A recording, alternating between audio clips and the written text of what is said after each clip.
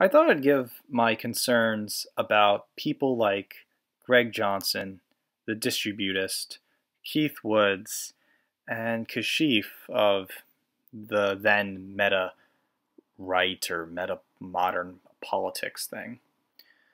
Um, I've been associates with these people before, and over the past year or two, ever since the radical change within the American system and political environment, I kind of had my own realization and also a criticism for these types of individuals, all playing a part of this kind of fake Mark Lombardi-esque kind of webs of conspiracy. I mean, I'm not to say that, maybe I am Joaquin Phoenix Joker and I'm the ultimate outsider, but I thought maybe I do see that there has been a shift towards anti-capitalism. And I do see that there is this shift as well as trying to make this political sphere more socially accepted by the large gentrified forces that like Black Lives Matter and whatever. And this thought has been around since 2013 in the areas of Stark Truth show and subcultures of the New Brunswick, New Jersey scene and whatnot. And it finally has kind of went full round circle on the internet. And now what we knew as quote-unquote the alt-right are now being Marxist, as J.G. Michaels might have said. Things are becoming more anti-capitalist in nature. And eventually now you're going to see ex-alt-righters becoming more interested in the works of Richard D. Wolff or David Harvey. And I think Keith Woods is kind of that scapegoat or that kind of fulfilling void. And it disturbs me that he has a connection and communication with the Distributist. Now, there's nothing wrong to say about the Distributist as a bad person, but the problem is I just don't like him as an individual, and there's good reasons why.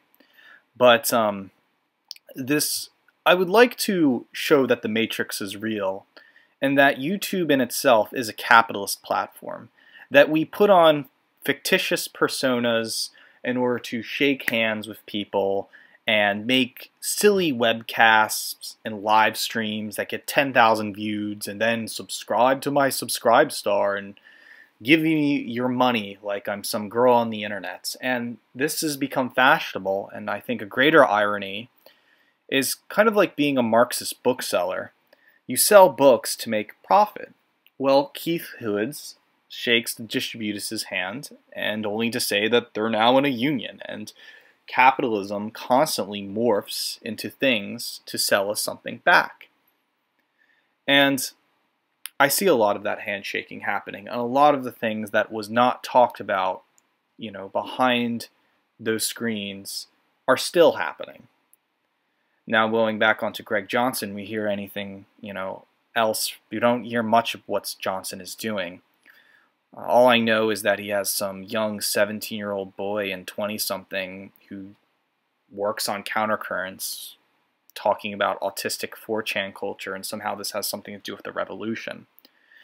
I guess people who are hard to get along with, that's what happens.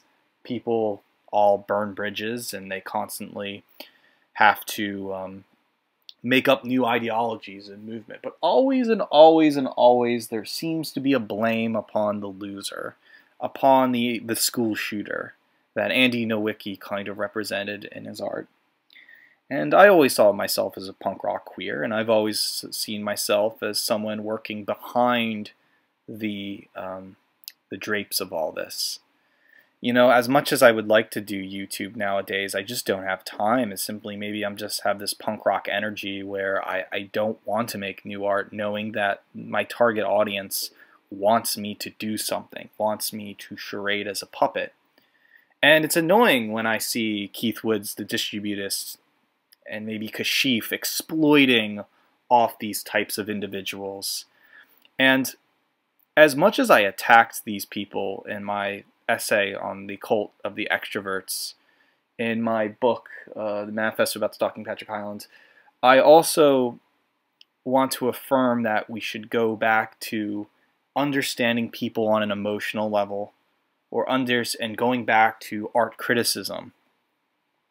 That all this critical theory talk, yes, it's definitely making sense of things, why people think such a way, but I still see the capitalist fake e-girl identity there in YouTube land, and this is why I don't subscribe to Keith Woods. I mean, as much as, I personally, I like hate capitalism, and, I have weird, relationships with communism, a third position or whatever, the only thing I'm is kind of like a weird syndicalist or something. I mean, again, I don't mean to charade and LARP as political ideologies or whatnot, but to me, art has been my ideology.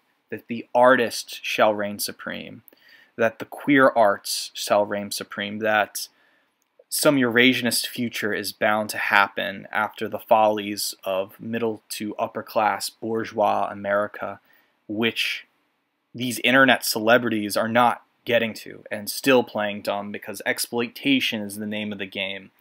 That I guess these are fake universities or whatnot. People don't even have time to appreciate art. And so I give upon this advice.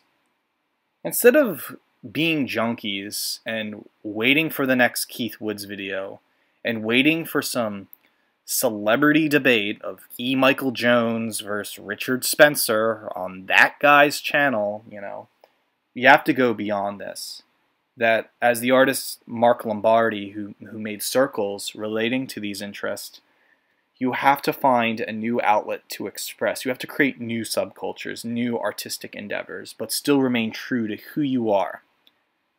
To feel the words of Jim Goad's kind of hate culture, avant-garde art as, the self-hating queer, you have to now express that in this kind of new form to create art.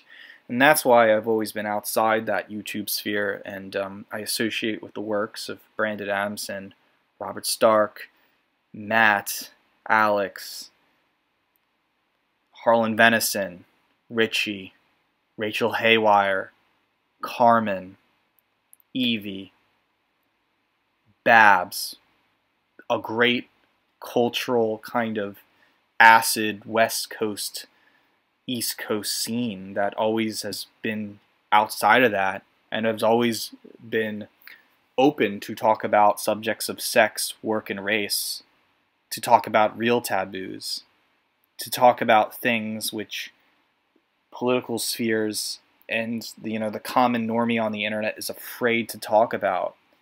And ultimately, I feel I'm in the tradition of this subculture I'm speaking about. I have no script. This isn't a script. This is just me on my bed, giving my, reading from my consciousness, because I don't have time to make a script. I want to speak to the YouTube user and know who you are. YouTube wants me off this platform. They keep striking me. I can keep copying, pasting these videos to BitChute or whatever. Maybe that might help, but again, I see myself in the tradition of the punk rocker who needs to get his art out there, music, words and zines and otherwise. Maybe flirt with video art and whatnot.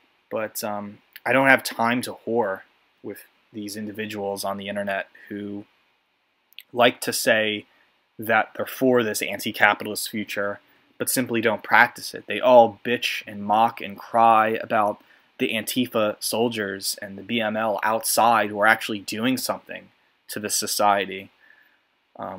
Maybe that's why I became more interested now in BreadTube. Maybe that's why I like Re-Education or Non-Compete and Vaush. But even though I dislike their opinions on race, I always seem to see that BreadTube is offering something which the fat ass Distributist can't even do. Why do I think he's fat? Maybe it's just because his avatar. Everyone plays favorites. Everybody wants to make connections. Everybody wants to do this. Everybody wants to make money. It's so shallow. Why would you exploit yourself as a consumer to do that?